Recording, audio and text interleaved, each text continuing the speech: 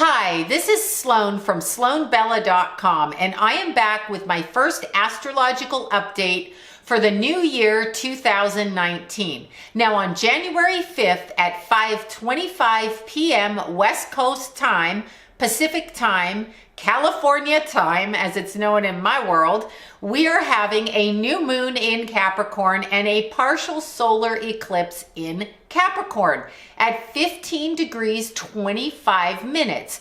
So the first thing I want you guys to do is look at your chart, whether it's your sun sign, your moon sign, your rising sign located at Capricorn, and what degree or your house. Which house is Capricorn located in? For me, it's the 5th house. So that eclipse is going to hit me right where my kids are and my creative ventures. So you look to the house and to the sign and to see where it's located so you can tell where you're going to be forced to make some changes. Now, this eclipse is very interesting because it's just conjuncted Saturn. Capricorn is ruled by Saturn. Saturn currently is transiting through Capricorn. So that gives it an all-around kick in the ass for normalcy as far as not putting the energy too edgy, just really direct and focused. And it's direct and focused at forcing us to get out of our comfort zone, discipline ourselves, set our boundaries, focus on what it is we are here to do. Not what we want to do, like play and have fun, eat chips, drink coffee, and run around in our cars. Okay, I digress. But anyway, we are supposed to focus on what is necessity for us to move forward in our world. Too many times we tend to become complacent and comfortable with our lives. The eclipses force you from one point of knowledge to another. So you are forced into where you need to be. But because Saturn has just conjuncted the new moon and the eclipse and is in the sign of Capricorn, we basically have a stellium in Capricorn forcing us to focus our energy directly and specifically to furnish our goals and move them forward. So if you're trying to avoid things, not follow your path, just be like, I'm comfortable, I'm cool, I'm okay, that's not going to work. You will be forced to do what you have to do through the discipline of your own efforts. If you are not getting where you want to get and things are not working the way you want them to work, it's because you are not doing what you are supposed to be doing. And in order to do what you are supposed to do, A, you have to acknowledge it, B, you have to focus on it, and 3, you have to take action. Capricorn is all about the hard work. It is an earth cardinal sign. It does not let you say, I'm sick. It does not let you say, I don't want to. It does not let you say, I don't want to practice today. I don't want to do it. It says you will do it whether you want to or not because we have purpose. So this eclipse and new moon is about finding your purpose. Now, because it is a new moon, I want you guys to write your intentions. Write them out. Write down what it is you want. Whatever it is, no matter how big or small, write it out, read it to yourself, and focus on it. It is in the written word, the spoken word, that we can bring into action those things that we need and want. Now, with a new moon, the energy lasts for 2 weeks and it combines to then the full moon. With an eclipse, the energy along with the new moon lasts for the next 6 months. So you have a lot more latitude to actually discipline yourself, move forward, and get what you need to get done. Now, there's a couple of caveats to that because this eclipse is a wild one with a whole bunch of stuff happening.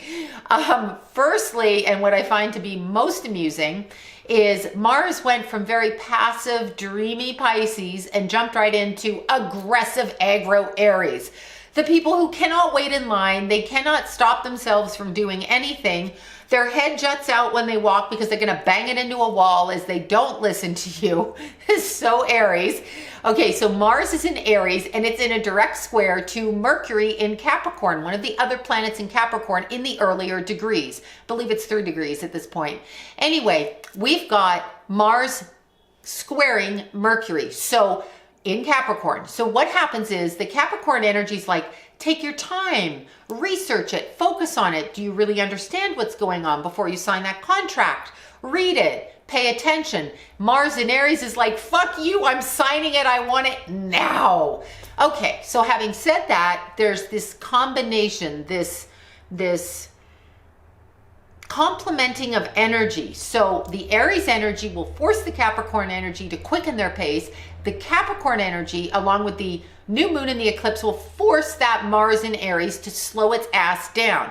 Keep in mind, Mars in Aries is in its natural position. However, you still need to watch your driving. You still need to watch everything you do, your fighting, your words, everything, because we have Uranus going direct the day after this eclipse. Now, Uranus has been going backwards in Aries, driving the Aries people nuts, crazy.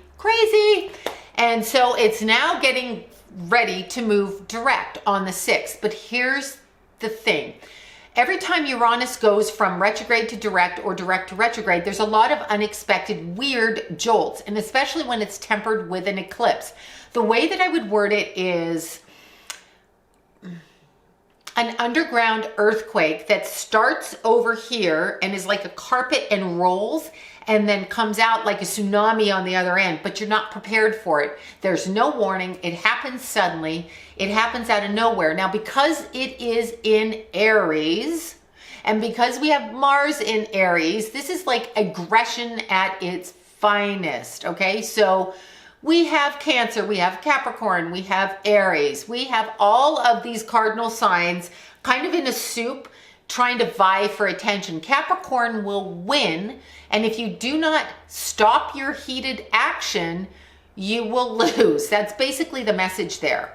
We also have a sextile from Saturn to Neptune at the moment, which is super amazing for all you musicians and artists and actors and psychics and mediums and astrologers. It means you can actually make money during this time frame from your endeavors. So it opens the door to creative ability and to monetize it. Yay, pay our bills, so Capricornian, but it is a good thing. There is one slightly negative energy that's happening right now, and the eclipse is semi-squaring Venus in Scorpio in the last degree.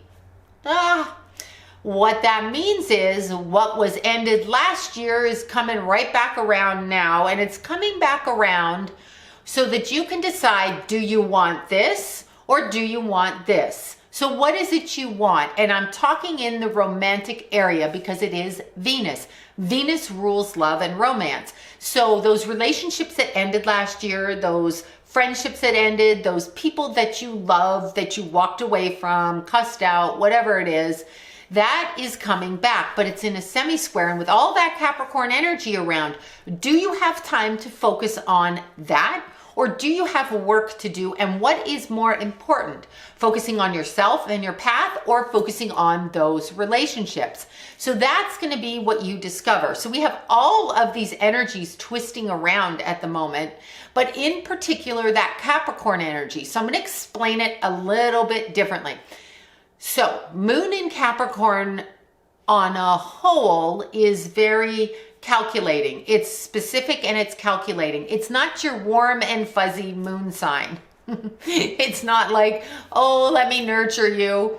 When the moon is in Capricorn, it's like, okay, stop with your crying and your nonsense and let's move on. We've got work to do. I can tell you I have a son and a granddaughter with moon in Capricorn, and it's a perfunctionary moon sign. Because remember, the moon represents your mother. So when you are born with a Capricorn moon, you have a mother that's very specifically goal-oriented and not so much touchy-feely. Okay, I like to think I was somewhat touchy-feely, but not with that Capricorn moon. Anyway, having said that, the Capricorn moon brings your emotions into a solid place of discipline. So if you are going to express an emotion, you're going to express it because you have a purpose and a reason. Nothing is done for no reason. So, a Pisces moon will emote emotion based on what they feel underneath, whereas a Capricorn moon has a reason. There is a specific goal for the emotion. So it is a calculating type of a thing. With a partial solar eclipse in Capricorn in those middle degrees, we have a need to really facilitate our goals. What were we here to do? What is it we need to do, and how do we discipline ourselves to accomplish it? No more screwing around. I say that as I laugh hysterically because, you know, I'm going to get my ass kicked for that because I love to have fun. But this Capricorn eclipse says right now, stop with the fun and get your goals met. Because if you do it now and you focus within the first 6 months of this year, you can really demonstrate your power, your strength, your knowledge of your profession or goal or purpose, and actually elevate yourself work-wise. That's what's going on. Now let's take this eclipse in a different direction. The eclipse is also conjuncting the fixed star of Vega, and that is a portal for heightened information and knowledge. So any kids that are being born during this time from the 5th of January on this year and onward have an entirely different genetic DNA structure and code to inhabiting this earth. So the structure of our earth, and this is what I want to talk about in a global sense with these eclipses, the structure of the way we do business on earth and the way that the earth is constructed right now. For example, if we are told that we go to school, we go from, you know, preschool to 12th grade, or in Canada 13th grade, and then on to university, and if we want a good job we need to go to college, and blah blah blah. And there's a bank system in place, meaning we have dollar bills for money, and that money translates to houses and cars and food and makeup and fun and pleasure and whatever. So the way that we live and inhabit the world through those hierarchy of structures is actually what's being broken down during these eclipses.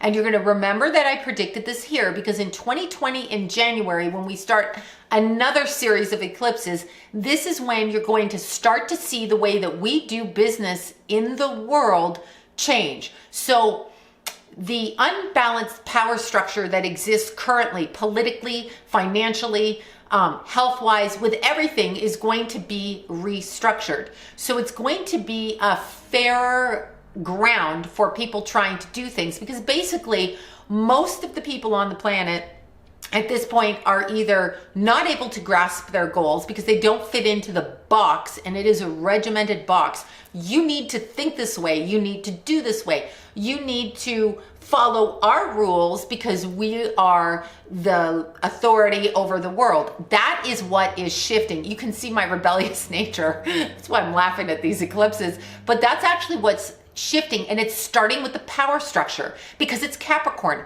Capricorn is traditional religion. Capricorn is traditional politics. Capricorn is patriarchal. Everything about Capricorn is what we see in society that exists. You have to do this. You have to think this way.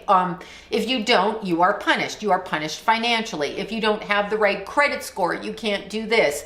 Well, who determined all of this? I don't know. I wasn't around and I don't even really care.